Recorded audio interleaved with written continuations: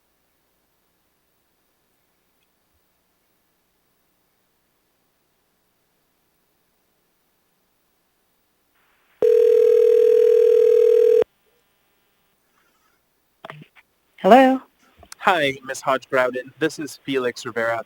You're here with the Anchorage Assembly. We're on public testimony for AO 2020-84. You have 3 minutes. Welcome. Thank you. To members of the Anchorage Assembly, good evening. My name is Celeste Hodge-Grouden, and I am the President and CEO of the Alaska Black Caucus, a nonprofit organization that champions the rights of Black people in the areas of education, justice, health, and economics. As shared many times, I also served for nearly a decade as the National Association for the Advancement of Colored People, the NAACP, president, the largest and oldest civil rights organization in the world, which advocates for people of color, many times the voiceless. Tonight I'm here to urge you to vote yes on this ordinance. Hotel jobs are vital in our community. I'm talking about the people of color, and more now than ever.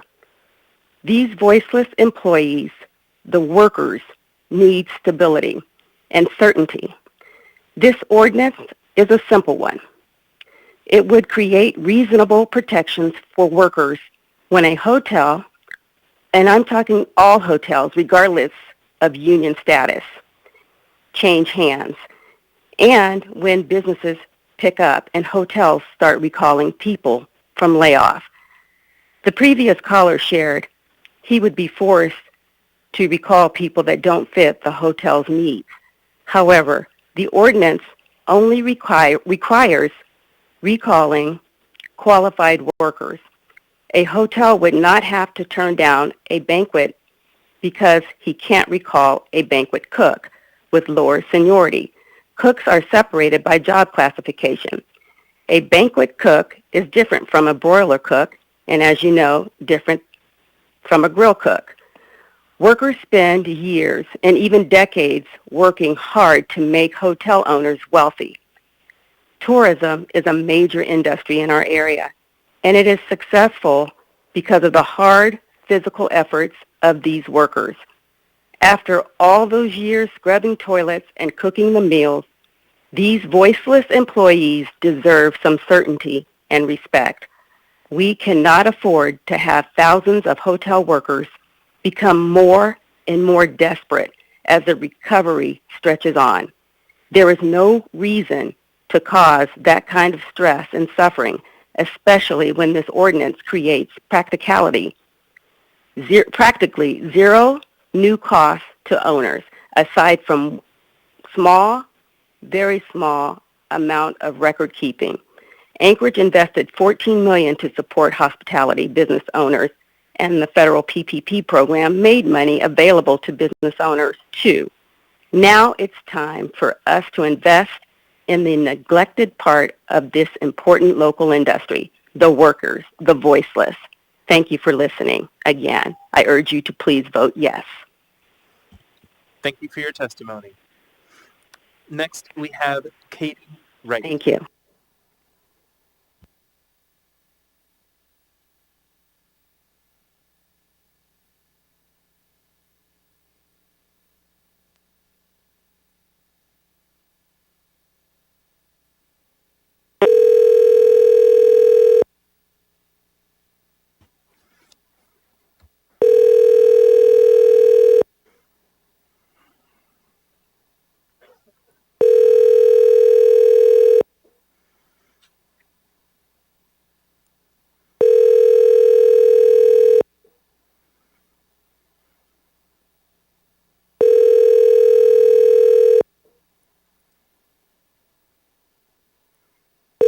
Your call has been forwarded to an...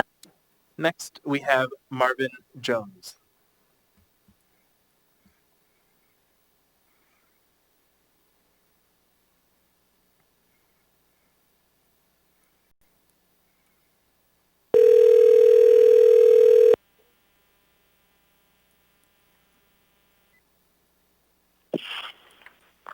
Hello?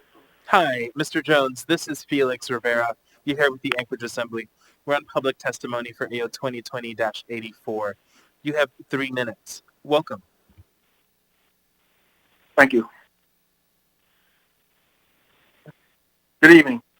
My name is Marvin Jones, and I'm the president of Unite Here, Local 878, the Union Hotel Workers Union. Thank you very much for having me today. I speak tonight in support of ordinance number 80-2020-84, an ordinance that protects hotel workers' employment. Hotel workers are suffering right now like I've never seen before in the decades I've been in this industry. Many Anchorage hotels have had layoffs, huge portions of their staff are completely shut down. In Anchorage, one of 9 jobs in tourism or tourism related. Anchorage just allocated $14 million to subsidize hotels and tourism businesses, and now we need to stabilize the workforce. Hotel jobs are vital in communities of color, and many hotel workers spend their entire careers serving one hotel for decades. They invest their whole lives to make those businesses successful, and we need this ordinance to protect those livelihoods so that a temporary employment crisis doesn't turn into a permanent one. The ordinance has 2 major pieces. The first major piece gives protection to workers when a hotel changes hands. As coronavirus stretches on, hotel owners get further behind on their debts. To give a small example, there are 12 hotels in Anchorage that have publicly traded debt called CMBS. On August 4th, one of those was already in foreclosure. 3 were in default. 3 were in imminent default, and only 3 hotels were current on their payments. And those are the numbers on just one small slice of local hotels. There's going to be a tsunami of hotels changing hands. So we need to prevent a tsunami of workers permanently losing their jobs. This ordinance would require new owners to keep prior hotel employees for 90 days once the hotel reopens. Enough time for people to show their skills, prove their values, and make backup plans. The second major piece is job recall rights for laid-off workers. It established a process for workers to be brought back from layoff by seniority. That will give workers security and confidence, and they can better plan their finances knowing that they will have priority for their old jobs. That also means experienced local hotel workers are less likely to leave Anchorage to look for work. So it will be faster and easier for hotels to ramp up when it's time, and they don't need to spend money training as many people. The ordinance only applies to the 35 hotels. Apologies for interrupting, Mr. Jones, but your time is up. I do have some questions for you, though. Mr. Weddleton? Thanks. I've got a question, but I wondered he was halfway through a sentence. Could you maybe let him finish 35 hotels? And now I'm curious.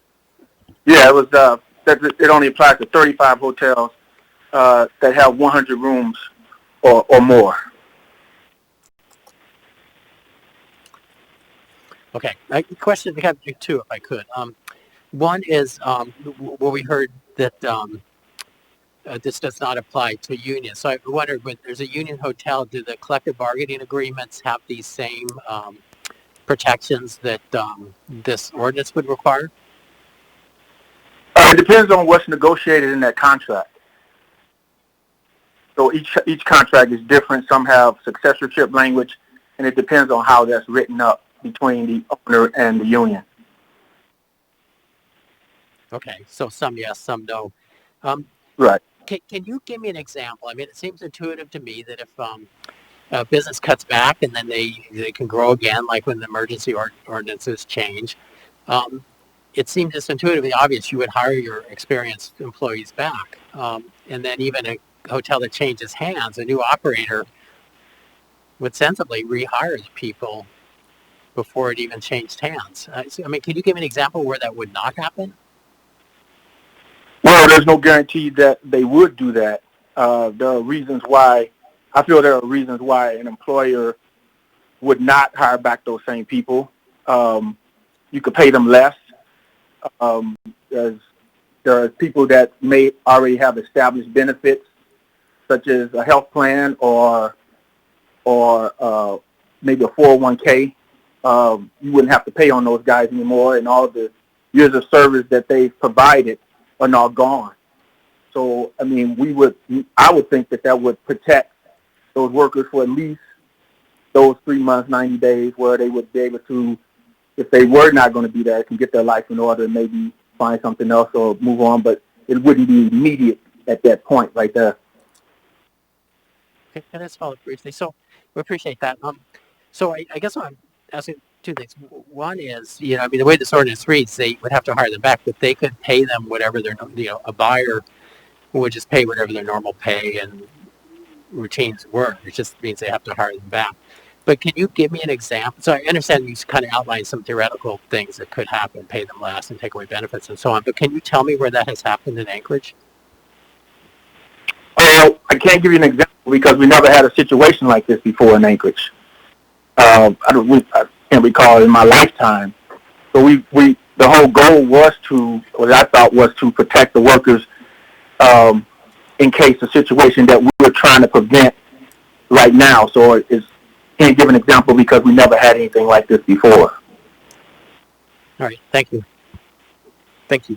Ms. Zolotel?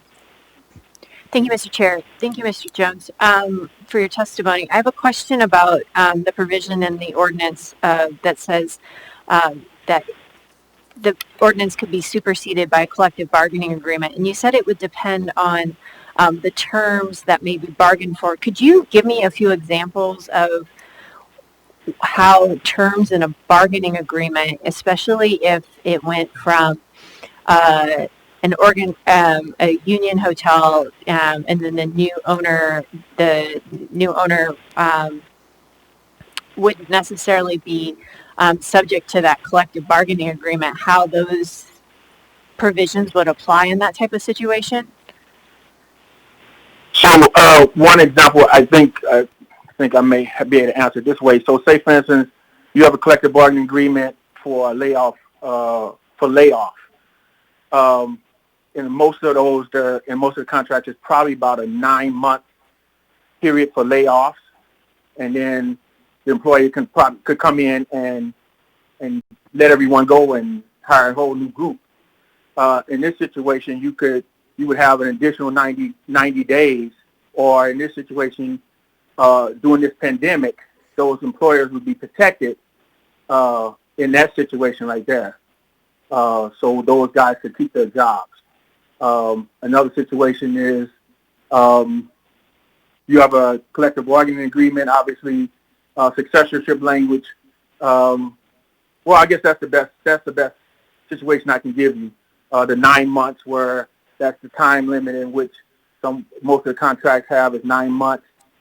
We feel this pandemic will probably go on to probably early next year, and this will protect their jobs during that time period till the pandemic ends. Can I ask a clarifying? Okay, so if I understand correctly, the bargaining agreement could have where if you're laid off, you retain your right to recall for 9 months, whereas this ordinance is only is a shorter time period. So that is an instance where the collective bargaining agreement would be more protective of the employee's rights.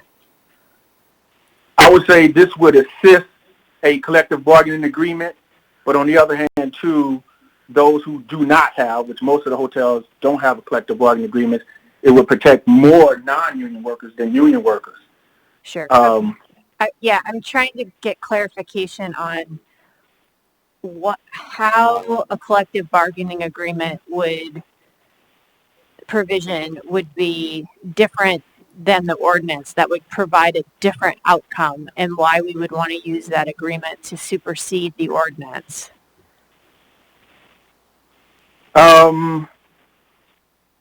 I guess the way I see it, the only difference that I see is that if a contract has successorship language, which means if another buyer comes in and buys the hotel, that contract's carry over to the next owner. And so if you don't have that, then obviously this would come into play. That's the only difference that I can give you an example of contracts that have successorship language in that sense. So. Okay, thank you. Mm-hmm. Thank you. Ms. Kennedy?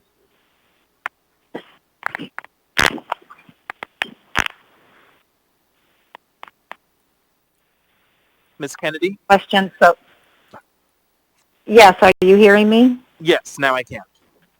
Oh, okay.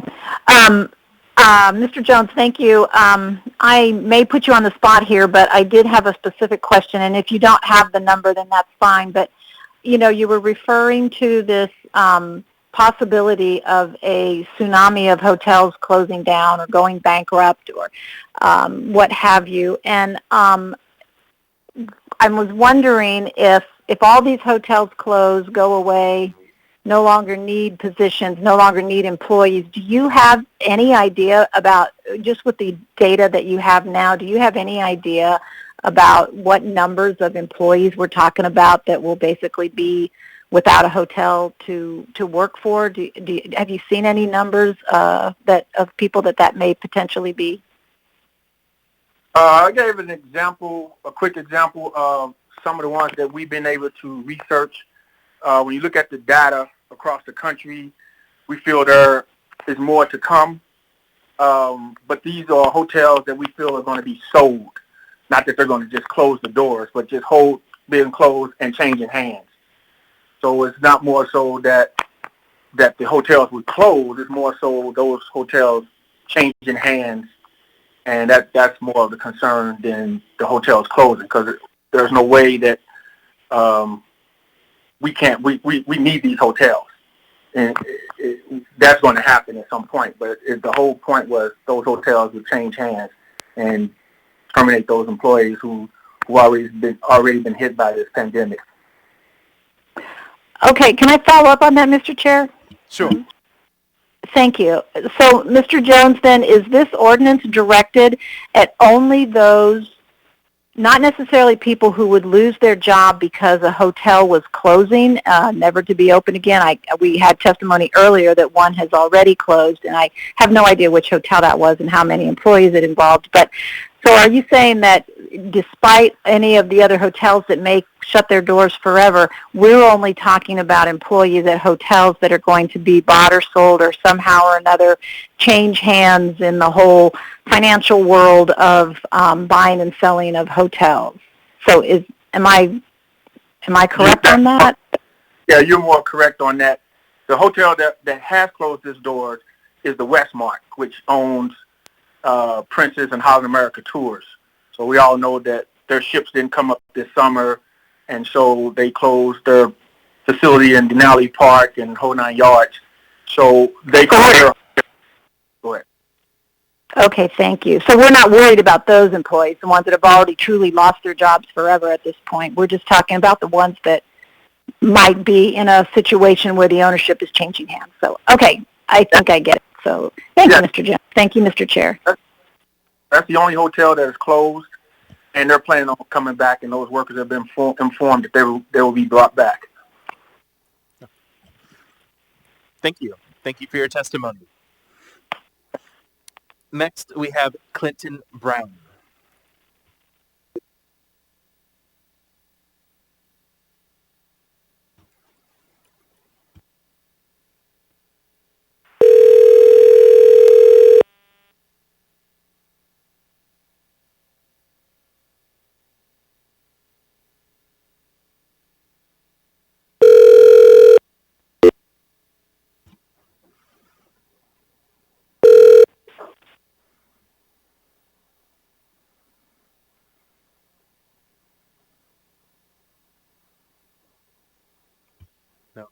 No answer.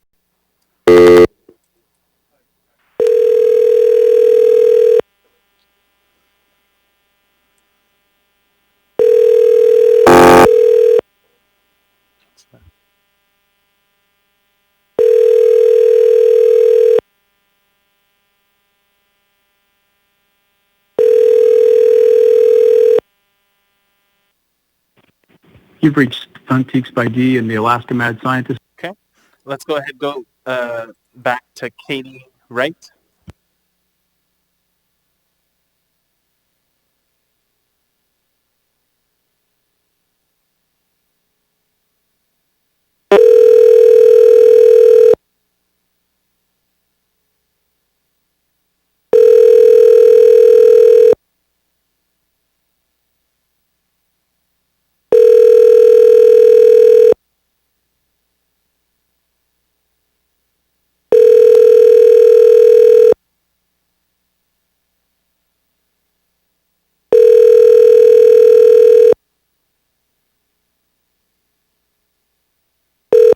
call has been forwarded. And let's try Clinton Brown one more time.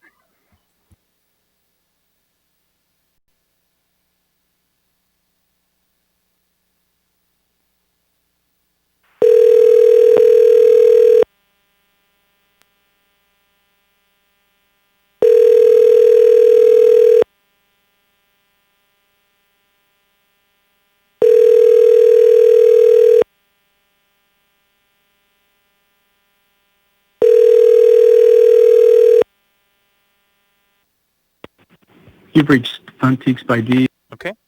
That concludes our public testimony for tonight. Mr. Dunbar? I move to postpone until September 15th. Second. Just to clarify, the motion was that to continue the public hearing? Yeah, I suppose we could do that. Yeah, because you didn't close it, did you? I think we're going to have an S1 version, so probably people could testify regardless. But yeah, I move to continue the public hearing until September 15th. Okay, thank you. Mr. Weddleton? I move to postpone to 9/29. Second. Moved and seconded. Did you want to speak to that, Mr. Weddleton? Well, the industry had asked for that, so they have more time to get together with us on this, and I think we should accommodate. This is kind of affects the hotel industry quite a lot.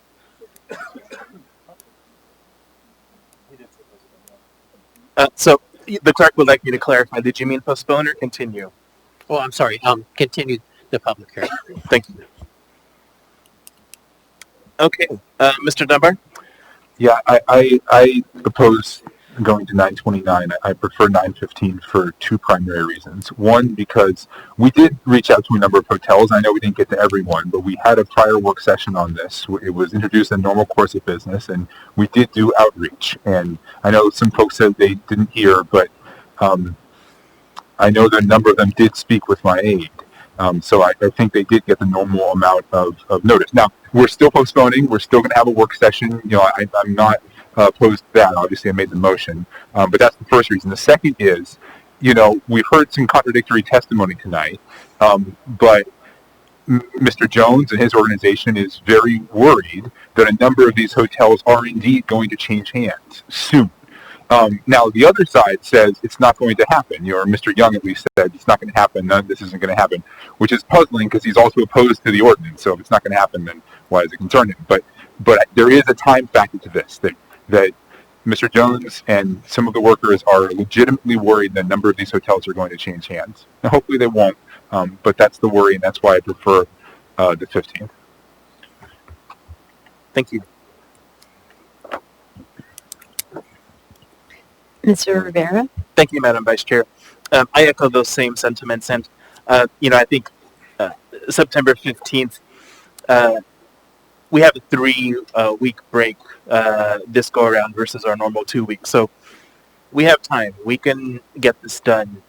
I think we shouldn't delay it further. It would be detrimental, possibly, as Mr. Dunbar has stated, to the workers in these hotels. Thank you. Thank you, Mr. Rivera. Ms. Alatel. Thank you. Do we know when we're scheduling the work session for on this? We don't have it finalized yet, no. Okay. I can support September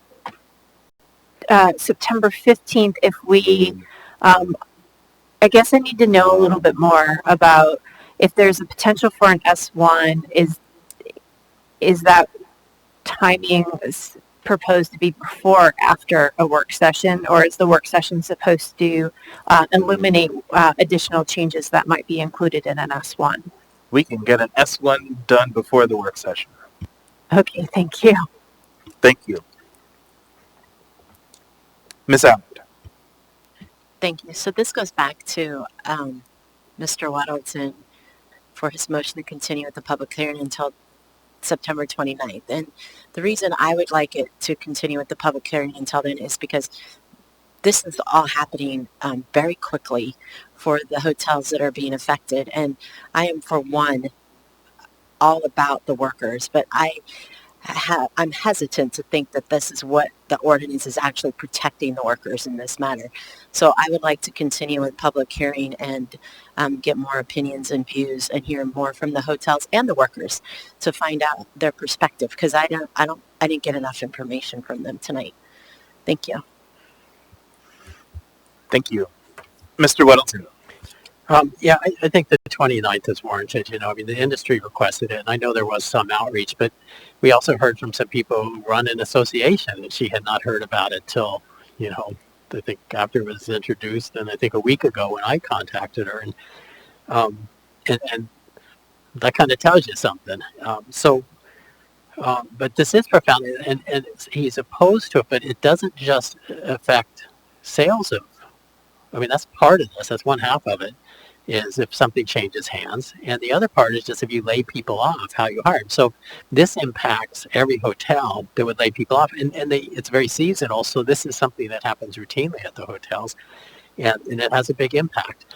But I don't think much would happen because it is absolutely clear and simple and natural for somebody who buys a hotel to keep the staff. And when you lay people off, you hire them back because those are the experienced people. So the fear of damaging the employees is puzzling to me because it's just not real world. And even Marvin Jones couldn't give us an example where that has happened. So there is no risk putting it to the 29th. The only risk is that it be written better. Ms. Kennedy.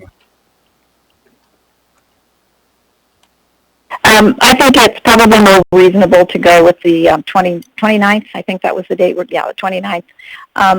For two reasons. One being that I'm pretty sure that the hotel industry is a big enough industry that something doesn't really happen quickly, kind of overnight, but certainly not in a 2-week time period.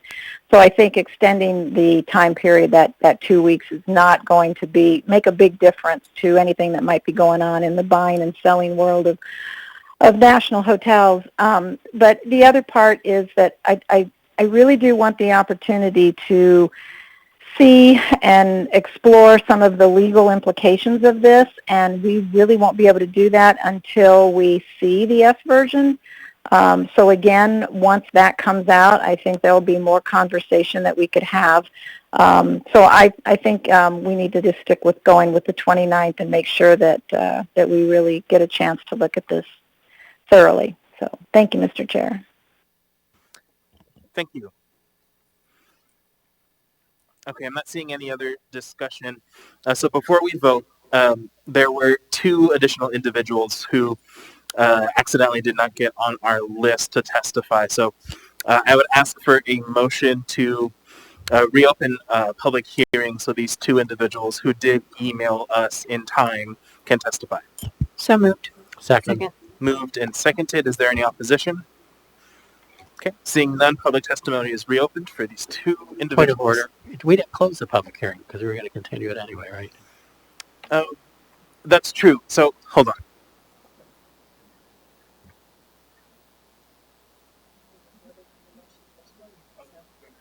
Great. So then, forget that motion that we just made.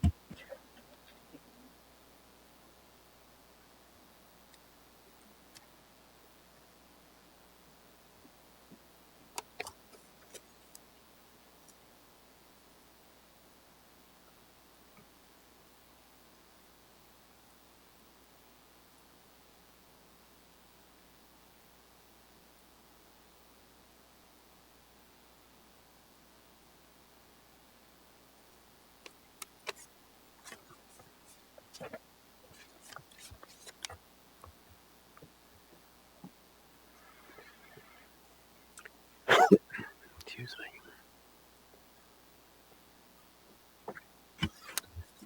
So first, we have Ian Fox. Say Fox?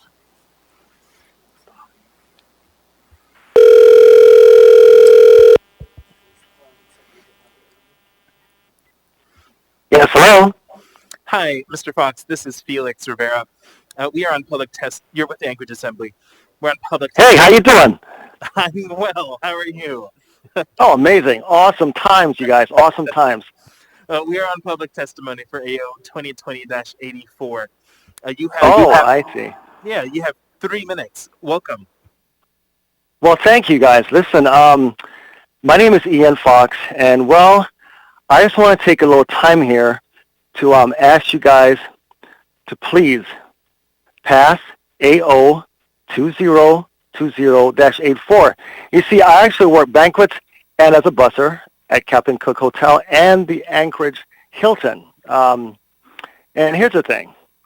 I've worked in the hotel industry here for over 10 years, you guys. And but right now, I'm laid off, like a lot of people. And personally, I can't wait to get back to work, but I just don't know when that will be. We really didn't have a busy season this year. And quite frankly, no one knows if you'll have one next year either. We can't really count on when the business is coming back, but I do need to be able to at least count on having a job whenever that happens. And if my hotel gets a new owner, then I need protection. That's the bottom line. And I also think after all my years of hard work here, I deserve at least 90 days to show my new boss that I know what I'm doing. So please, I urge you guys, I implore you to please, I beg you guys, please, pass this ordinance. Thank you. God bless you guys, and God bless America. Thank you. I have a question for you. Mr. Weddleton. Yeah. Well, thanks, Absolutely. Mr. Fox. This is John Weddleton. Hi. So you have lots of experience doing banquet work, and you've got a lot of spirit, I can tell from your speaking. So you're a valuable employee, I've got to assume. So were these hotels to get back in business to do some more banquets, I would think they would call you. I mean, do you have fear that they would not? I mean, you're a great employee. Well, see, that's the whole thing here is we're not entirely sure. We can't read their minds, so we don't know what's really happening between their ears there. And I just don't want to take a chance or a risk at anything, of any kind of foul play. And I just want some kind of insurance and some kind of support that we have something in place that will actually facilitate us, having some kind of a support and guarantee for us, at least having a job when that time comes.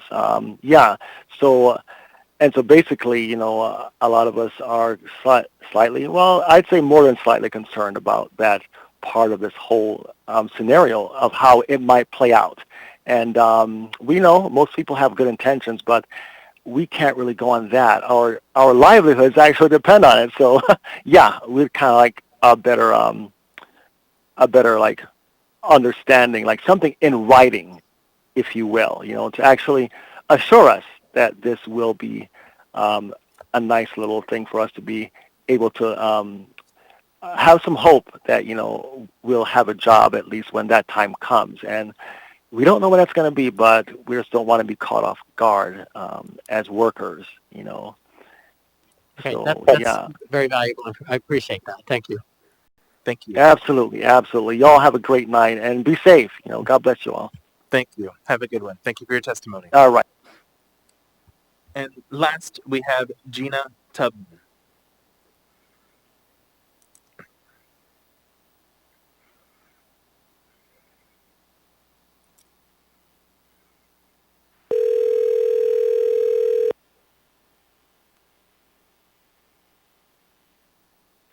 Hello. Hi, Ms. Tubman. This is Felix Rivera. You're with the Anchorage Assembly. We're on public testimony for AO 2020-84. You have 3 minutes. Welcome. Thank you. Hello, my name is Gina Tubman. Yeah, go ahead. Your timer is on. Okay. Hello, my name is Gina Tubman. I am a waitress at the Sheraton Anchorage Hotel, and also I work at the Hotel Captain Cook. I want to ask you to support the AO 2020-84. I've been working in the hotels for over 20 years. I'm back at work now, luckily. but many of my friends and coworkers are not. Now it is the end of the summer, so business isn't really going to come back until at least next summer. And who knows how bad coronavirus will be at that point. We need this ordinance to make sure that workers have economic security and protection, even if the recovery takes a long time. We also need this ordinance so that when the hotels get the new owners, the workers have a chance to keep their jobs for 90 days to show their skill. Just like me, there are tons of people who have spent decades working hard to make a hotel successful. After years and years of work, a 90-day period to show your skills to a new boss is not too much to ask. Without this protection, people will be more and more desperate. But it doesn't have to be that way. Please support this ordinance. Thank you for listening. Thank you. I have a question for you from Mr. Weddleton. Yes, sir. Ms. Tubman, hi. Thanks. 20 years as a waitress is pretty amazing. Thank you. So are you working right now? Yes, sir. You are. So if you were, if your hotel or restaurant closed down, and for some period of time because of the virus or whatever it would be, and then they were reopening and they called people to hire them back, how quickly would you be able to respond? Would you, like, you're not working, you say, I can be there tomorrow, or would you say, oh, I need a couple of weeks? What's your sense? I will be there tomorrow, sir. Okay, well, good, thank you. I think you probably would be rehired quickly with your experience and your desire to work. Thank you. Thank you, sir. Thank you for your testimony. Thank you, sir. All right, we're going to go ahead and go back to the motion to continue the public hearing to September 29th. I didn't have any further discussion on that motion. Mr. Dunbar.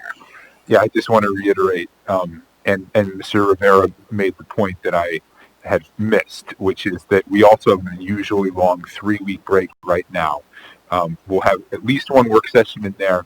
I think myself and Mr. Rivera, we can promise to be diligent in our work and our outreach, and I'm confident we can get it done by the 15th.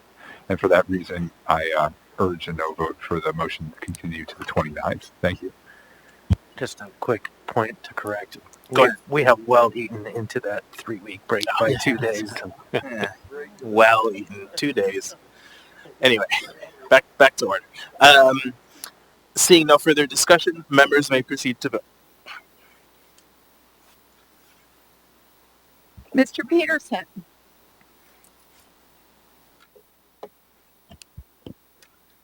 This is on the motion to postpone until September 29th. Mr. Peterson? No. Mr. Dixon? No. Ms. Kennedy? Yes. Mr. Perez-Verdia?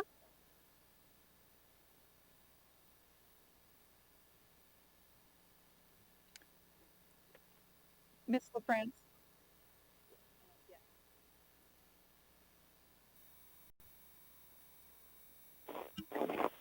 That motion fails 6-4. Wow. Now we have the motion to continue the public hearing to September 15th before us. Is there any further discussion? Mr. Weddleton.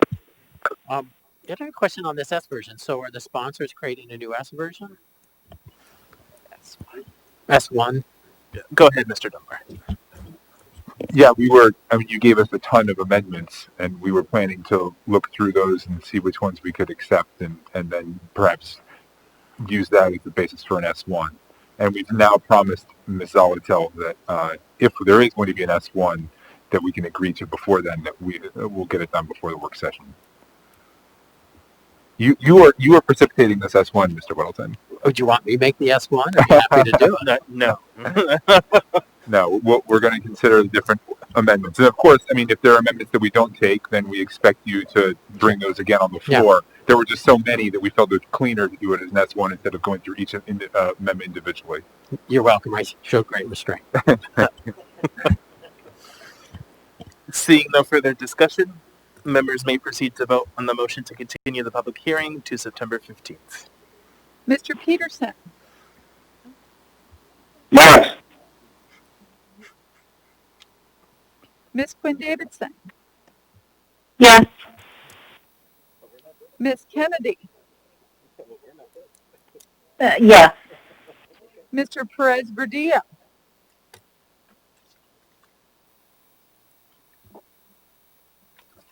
That motion passes 10-0, so that'll be back before us on the 15th. Chair?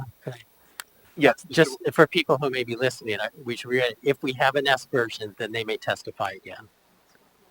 An S1 version. Yeah, thank you. So, yes, if there, and when there is an S1 version, the folks who testified today can testify again, with the caveat that it can only be on the changes in the S1 version. So next we have item 14E, ordinance number AO 2020-85, an ordinance repealing and reenacting Anchorage Municipal Code Title 23 to adopt the following codes and local amendments. Waive reading. Thank you. First, for public testimony, we have Eric Visser. The person you are trying to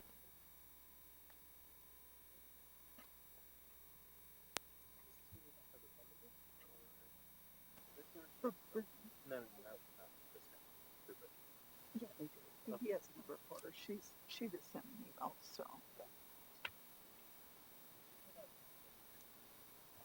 This one? 14E? The digit 0 or 1 is not.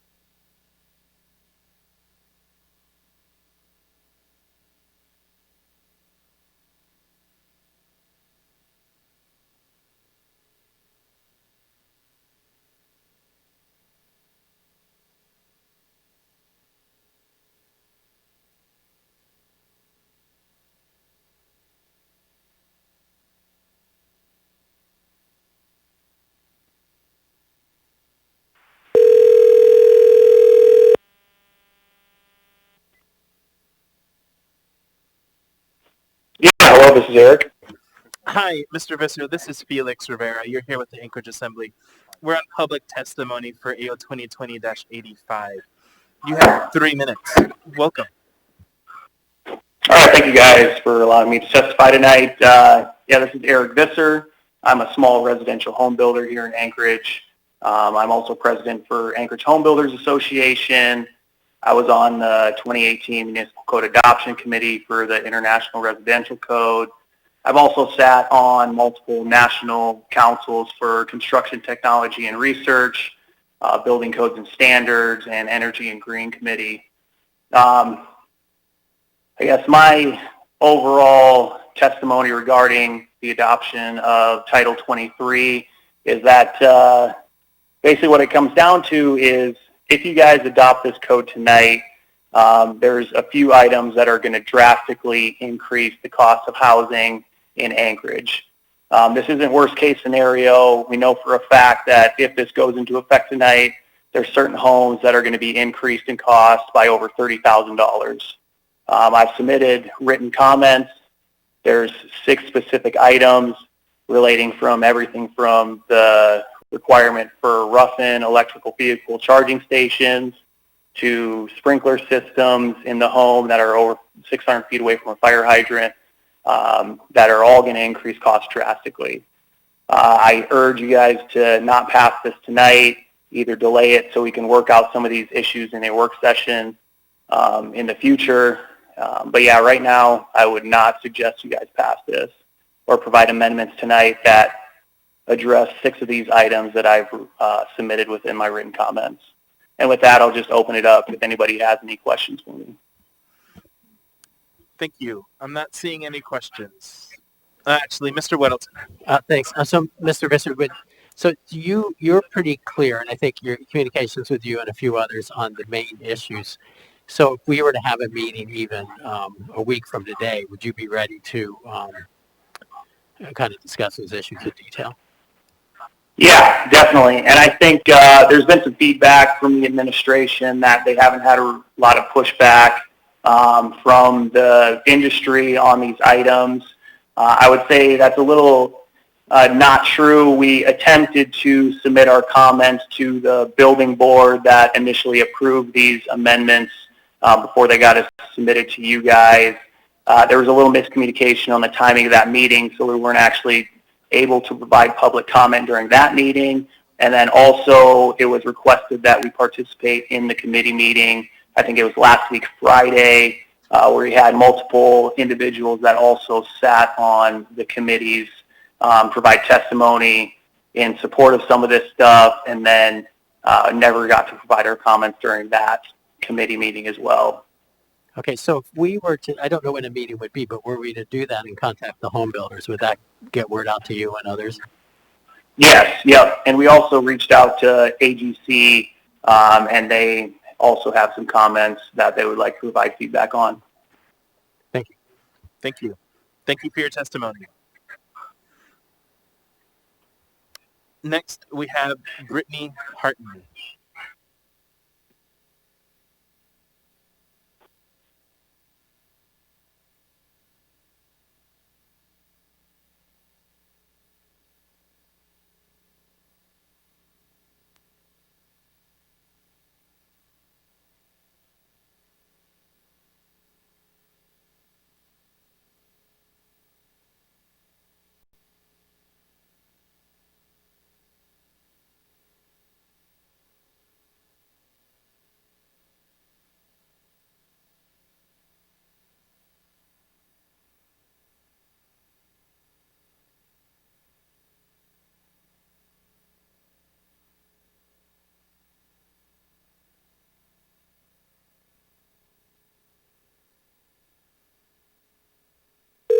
Remember, you must now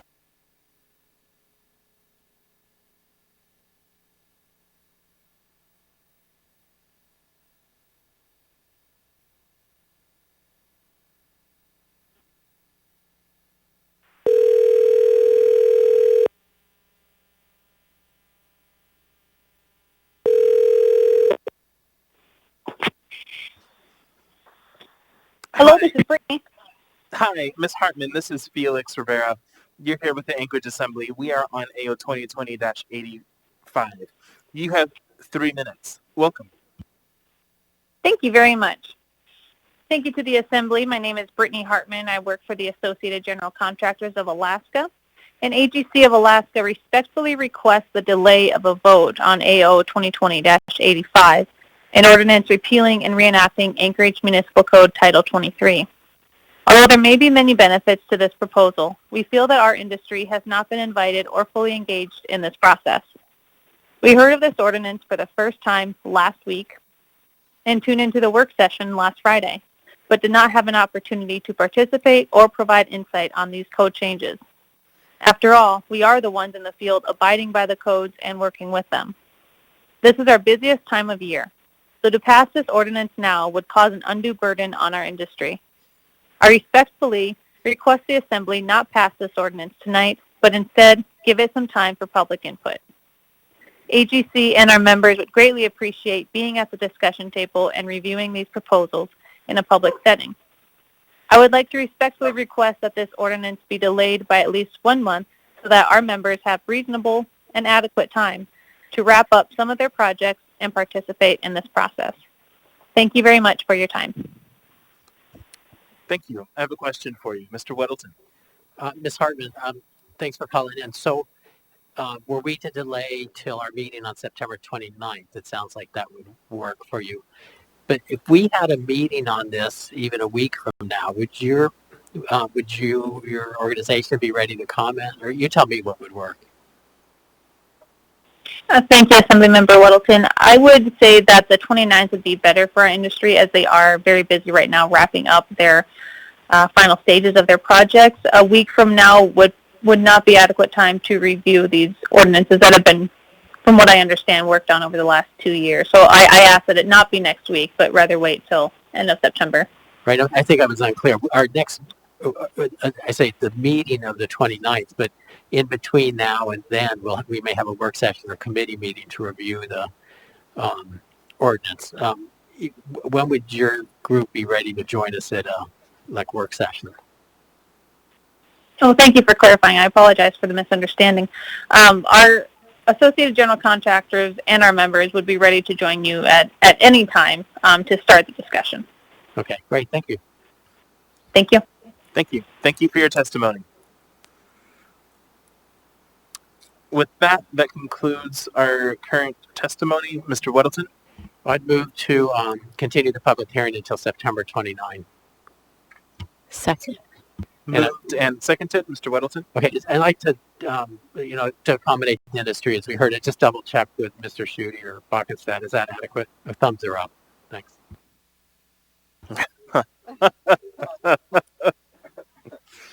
Seeing no further discussion, members may proceed to vote. And this is a motion to continue the public hearing to September 29th.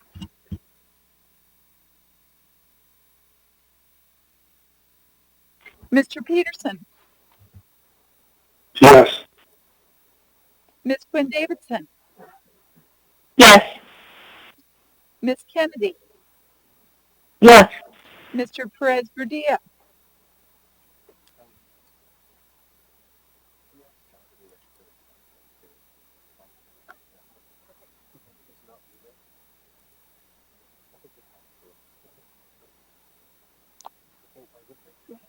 That item is approved, or that motion is approved 10-0. We're going to take a short break.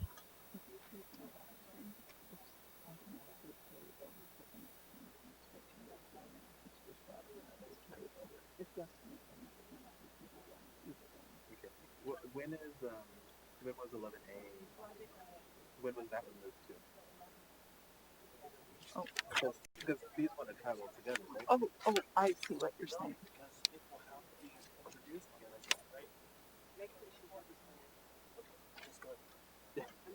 Oh, okay. So they kind of travel together.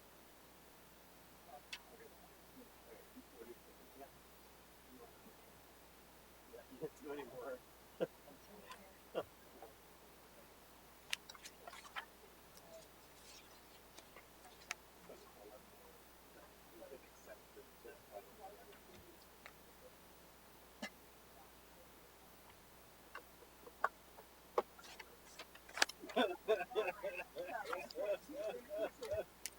Okay, got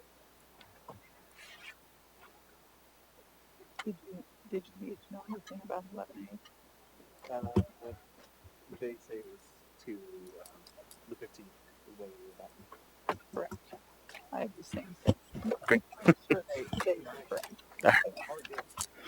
Okay, the next item we have before us, and the last one, is ordinance number AO 2020-86. An ordinance amending the Anchorage 2040 land use plan map to change the classification of approximately 5.61 acres of land from compact mixed residential low to commercial corridor for tract A1 Adamsville subdivision. Thank you.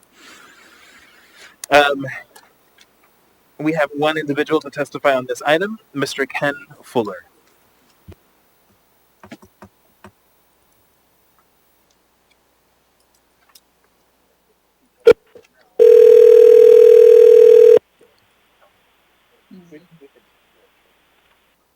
Hello? Hi, Mr. Fuller. This is Felix Rivera. We're on public testimony for AO 2020-86. Before you begin, just wanted to clarify one thing. So we are intending to continue the public hearing on this item to the meeting of September 15th, when we will also take up 11A, which we dealt with earlier in the week. If you testify today, you will be unable to testify on the 15th. Which is your preference, sir? Yeah, my understanding we're going to do both on the 15th, so that would be my preference. Okay, thank you so much, and we'll talk to you on the 15th. Thank you. With that, there's no one else to testify. Mr. Weddleton? I move to continue the public hearing to September 15th. Second. Moved by Weddleton, seconded by Zolotel. Did you want to speak to it? These are companion pieces, 14F and 11A, and I do have a question on that. Can they in the agenda be side by side, or are they too different? I mean, I will talk to the clerk about that. and we can change the order today, but his hands are clear. I think for the public, it's clear. Yeah. They're both going to be 13. Okay, seeing no further discussion on the motion to continue the public hearing on AO 2020-86 to September 15th, members may proceed to vote.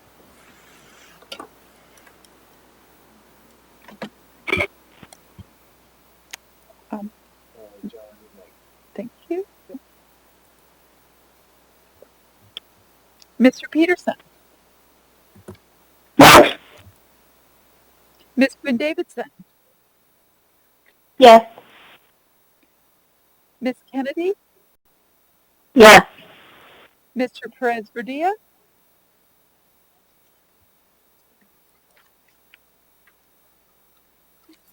That motion is approved 10-0, so that'll be back before us on the 15th. Another busy meeting.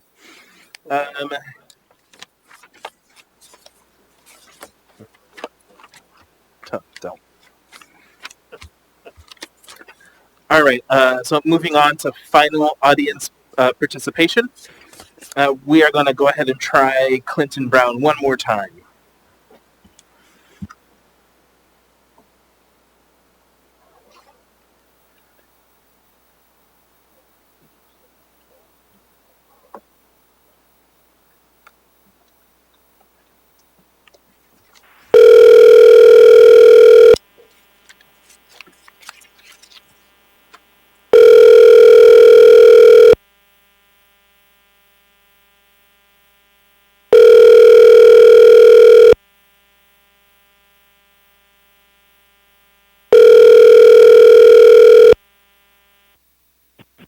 You've reached Funteeks by D and the Alaska Mad Scientist. We're going to go ahead and move on to assembly comments. I feel like we haven't done this in forever. Mr. Weddleton? No need for speeches. No, it's been quite a week with everybody. Thank you. Thanks. Ms. Zolotel? No comment. Thank you. Thank you. Ms. Kennedy? Oh, thank you, Mr. Chair.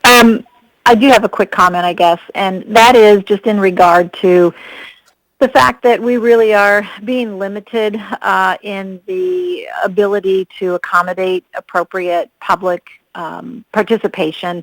And I will say that even though, we've obviously had 2 days worth of a lot of public testimony over the phone, we still seem to have trouble in some cases. It wasn't bad today, but I know on Tuesday night it was fairly bad, just in trying to hear certain people on the phone. I mean, some were fine and others were just so garbled. It was just really hard sometimes to hear people very clearly and really understand a lot of what they were saying. So I guess I just want to make that point that this really isn't the best we can do in terms of public participation. We really are limiting people, and in some cases, even denying ourselves the ability to really hear the testimony. So anyway, that will be my comment for the end of the day. I'm glad we're done for the week. I'm glad we have almost 3 weeks till the next meeting, but thank you and good night. Thank you, Mr. Chair. Mr. Perez-Verdia.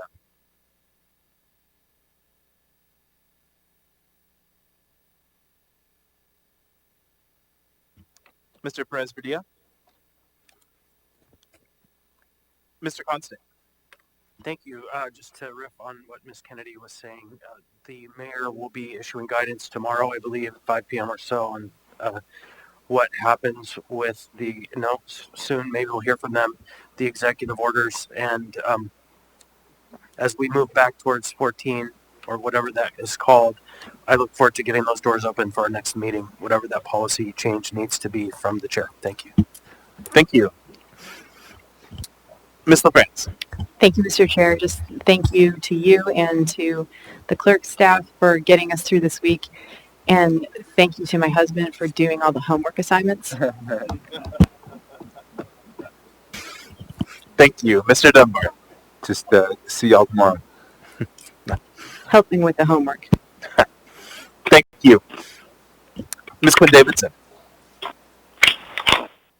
Thank you, Mr. Chair. Like Ms. LaFrance, I just want to thank all of you because couldn't do this without you, and we all put in a lot of work. But also thank the staff for being at these meetings night after night. And I just want to say, I've called in the last 3 nights, and the sound is clear.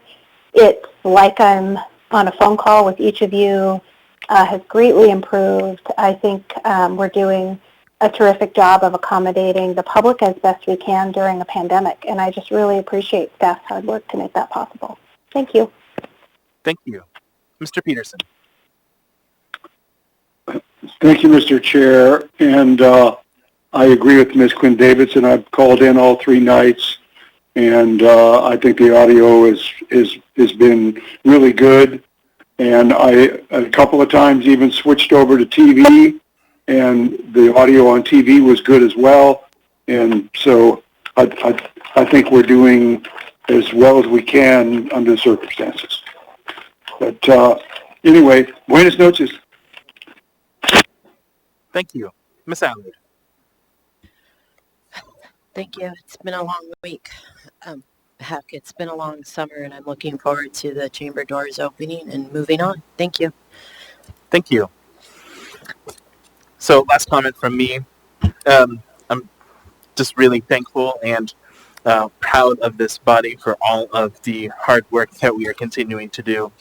And I'm looking forward to continuing to increase access to the public to a level that we have never had before. So thank you. With that, I will entertain a motion to adjourn. Adjourned.